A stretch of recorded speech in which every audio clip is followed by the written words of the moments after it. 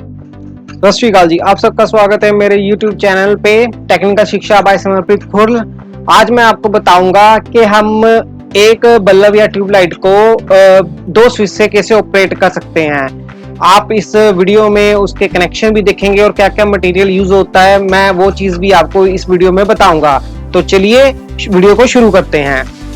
इसके लिए जो हमें मटेरियल चाहिए वो चाहिए हमें 2 वे स्विच 6 एम्पेयर के दो, एक बैटन होल्डर, और या अगर आपने ट्यूबलाइट के कनेक्शन करने हैं तो एक ट्यूबलाइट एलईडी ट्यूबलाइट हो सकती है, नॉर्मल ट्यूबलाइट हो सकती है। और चाहिए हमें wire, single core 1 mm 1.5 mm, जो भी आपकी रिक्वायरमेंट है, जिस हिसाब से आपकी रिक्वायरमेंट है उस हिसाब से वायर का साइज और प्लस उसकी लेंथ।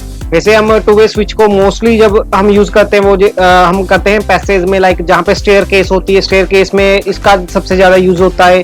या फिर जैसे हमारे ऑफिसेज होते हैं जिसमें हम स्टेयर का यूज कर रहे थे तो वहां पे हम इसको, इस स्विच को हम यूज करते हैं, 2 वे स्विचिंग को यूज करते हैं। तो ये थी हमारी रिक्वायरमेंट जो हमें इसके लिए चाहिए। लेंथ जैसे मैंने बताया वो आपकी रिक्वायरमेंट के ऊपर डिपेंड करती है। जो आप ये स्लाइड में देख रहे हैं ये है बैटन होल्डर। आपकी ये रिक्वायरमेंट के ऊपर आपको वहां पे बैटन होल्डर की रिक्वायरमेंट है या पेंडेंट होल्डर की रिक्वायरमेंट है या आपको वहां पे ट्यूबलाइट की रिक्वायरमेंट है, वो रिक्वायरमेंट आपके ऊपर डिपेंड करता है आपको किस चीज की रिक्वायरमेंट है। तो वैसे सिंपली आपको समझाने के लिए मैं यहाँ पे बैटन होल्डर का यूज कर रहा हूँ, बाकी आप अपनी रिक्वायरमेंट से इसको चेंज भी कर सकते हैं। तो ये है बैटन होल्डर। इस स्लाइड में मैंने आपको एक 2 वे स्विच की एक स्नैप दिखाई है जिसमें 3 टर्मिनल होते हैं, एक कॉमन का, एक लाइन 1 का, एक लाइन 2 का।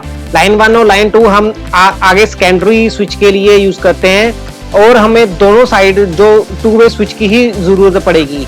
जैसे हम कॉमनली हम अपने घरों में यूज करते हैं फैन के लिए, लाइट के लिए, या कोई पावर सॉकेट के लिए, या सिंपल 6 एम्पेयर की सॉकेट के लिए, वहां पे हम सिंगल वे स्विच यूज करते हैं जिसमें कॉमन होता है और L1 या L2 होगा, दोनों में से एक होगा, दोनों नहीं होंगे। जो 2 वे स्विच होगा उसमें L1 भी होगा, L2 भी होगा और कॉमन भी होगा।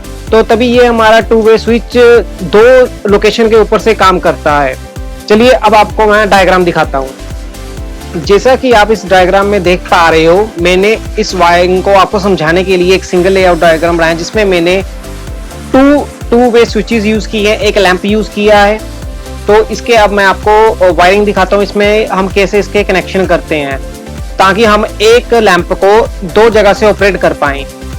तो सब जो न्यूट्रल है हमारी, न्यूट्रल को मैंने डायरेक्ट लैंप के साथ कनेक्ट कर दिया है। और जो फेस है, फेस को पहले मैंने एक 2 वे स्विच के कॉमन पार्ट से कनेक्ट किया, उससे फिर मैंने L1 और L2 को दूसरे 2 वे स्विच के L1 और L2 से कनेक्ट किया।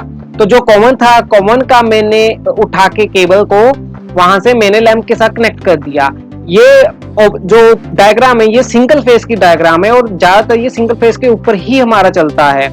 तो ये स्विच हैं ये 6 एम्पेयर के स्विच हैं और जो लैंप है वो आपका 60 वाट का, 100 वाट का, या कोई एलईडी बल्ब भी हो सकता है। यहाँ पे आप ट्यूबलाइट भी यूज कर सकते हैं, वो एज पर आपकी रिक्वायरमेंट के हिसाब से है।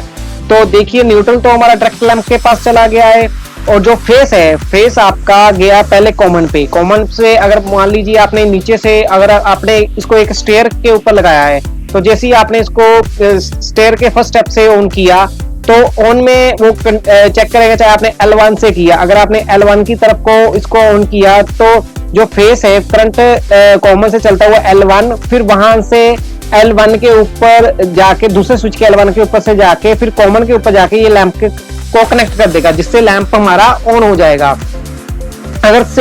अगर आप इसको स्विच को L2 से ऑपरेट करते हैं, मान लीजिए आपने इसको L2 के फेस को L2 से कनेक्ट कर दिए, तो सेम ये L2 से कनेक्ट होके तो यहाँ पे दूसरे स्विच के L2 से कनेक्ट होके सप्लाई कनेक्ट होके आपकी कॉमन से होती हुई ये लैंप के पास चली जाएगी।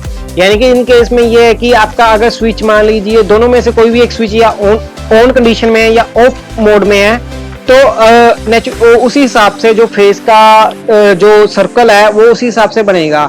अगर मान लीजिए आपका जो फेस है वो L2 से कनेक्ट हो रखा है, नीचे से आपने स्विच को ऑन मोड में कर दिया तो वो L2 से कनेक्ट हो गया, L2 से कनेक्ट होता हुआ वो दूसरे स्विच के L2 से हो गया।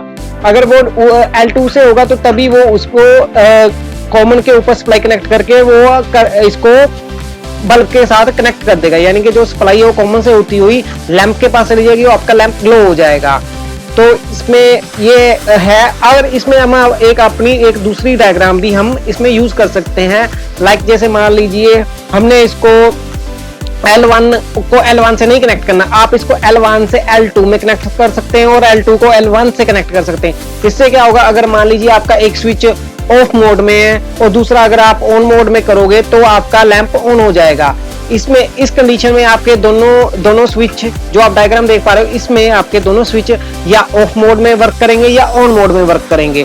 बट अगर आप इसको क्रॉस में लगा देते हो L1 को L2 से और L2 को L1 से आप कनेक्ट करते हो, तो इससे क्या होगा कि आपका एक स्विच ऑफ कंडीशन में का होगा और एक स्विच आपका ऑन कंडीशन में होगा, तो ये वर्क करेगा, अदरवाइज ये वर्क नहीं करेगा। तो इसमें यह है कि अगर कोई भी है, चाहे आपने इसको स्टेयरकेस पे लगा रखा, फॉर एग्जांपल आपने इसको नीचे से ऑन कंडीशन में कर दिया और आपका जो ऊपर की तरफ जो स्विच लगा हुआ वो ऑफ कंडीशन में है, तो वो काम करेगा। अगर मान लीजिए आपने इसको दोनों को पैरेलल लगा दिया, L1 को L1 के साथ, L2 को L2 के साथ, तो इससे क्या होगा कि आपका एक स्विच हमें ऑन कंडीशन में चाहिए और दूसरा स्विच भी अगर आपका ऑन कंडीशन में होगा, तभी आपकी सप्लाई कंप्लीट हो पाएगी और तभी आपका लैंप ग्लो हो पाएगा। ये था टू वे स्विच की डायग्राम, सिंगल लेआउट डायग्राम। तो आपको ये वीडियो कैसा लगा प्लीज कमेंट में बताइए।